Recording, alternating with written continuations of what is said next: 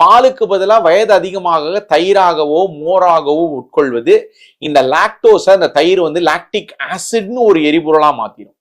Lactic ஆசிட்ங்கிறது ஒரு குறுநீளம் கொண்ட கொழுப்பு அமிலம்ங்க. அது எரிக்கிறதுக்கு நான் தான் இப்ப சொன்னேன், உடம்புலோட அடுப்புன்னு சொன்ன பாருங்க, அந்த மைட்டோகாண்ட்ரியா. அந்த மைட்டோகாண்ட்ரியா பொதுவாகவே கொழுப்பு அமிலங்கள்லாம் இந்த மைட்டோகாண்ட்ரியாக்குள்ள போன உடனே தான் எரிக்க முடியும் உடம்பால.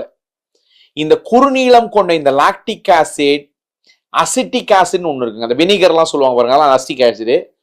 இன்னொன்னு இந்த பட்டர்ல எல்லாம் நல்லதுன்னு சொல்லுவாங்க பாருங்க, பியூட்ரேட், அதுதான் இந்த பியூட்ரிக் ஆசிட். இதெல்லாம் வந்து குறுநீளம் கொண்ட கொழுப்பு அமிலங்கள். இந்த இந்த butyric acid, lactic acid, acetic ஆசிட்லாம் வெறும் 2, 3, 4 கார்பன் கொண்ட கொழுப்பு அமிலங்கள். இதெல்லாம் ஈஸியா தூக்கி கொண்டு செல்பவனே இல்லாமல் மைட்டோகாண்ட்ரியாக்குள்ள நுழையும். அதாவது டிரான்ஸ்போர்ட்டர் மெக்கானிசமே வேணாங்க.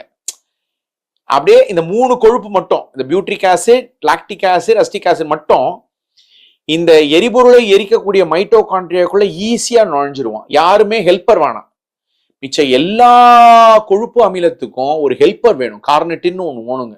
அதனால இந்த 3 கொழுப்பு மட்டும் கொஞ்சம் இருந்தா, குறுநீளம் கொண்ட கொழுப்புங்கிறதுனால அந்த எரிப்பானான மைட்டோகாண்ட்ரியாக்குள்ள ஈஸியா நுழைஞ்சு எரிபொருள் எரிக்கப்பட்டு உடம்புக்கு தேவையான ஏடிபியா மாதிரி உடம்பு எடுத்துக்குங்க.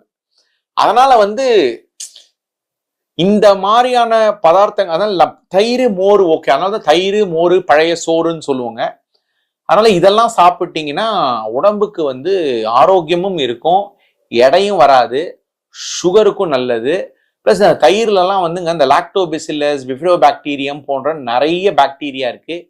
இது எல்லாமே உங்களோட பெருகுடல் பாக்டீரியாவோட வீரியத்தையும் விகிதாச்சாரத்தையும் விருத்தியையும் இனப்பெருக்கத்தையும் பண்ணும். குடல் பாக்டீரியா நல்லா இருந்தாலே பாதி வியாதி கிடையாதுங்க. அதனால